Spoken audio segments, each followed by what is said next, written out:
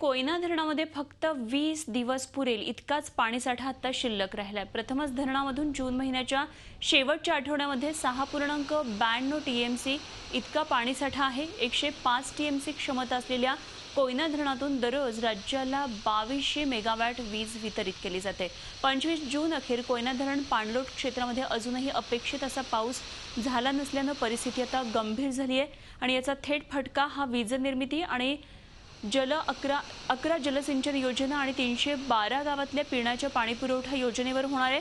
आगामी काळामध्ये पाऊस झाला नाही तर मोठ्या समस्यांना सामोरं जावं लागण्याची शक्यता आहे।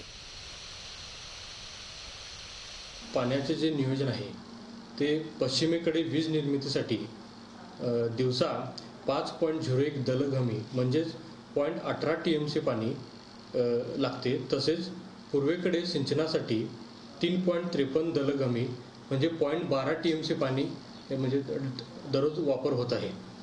आणि पूर्वेकडील पाण्याचे जे वाटपाचे जे नियोजन आहे ते सांगली पाटबंधारे विभाग सांगली यांच्या मार्फत करण्यात येते।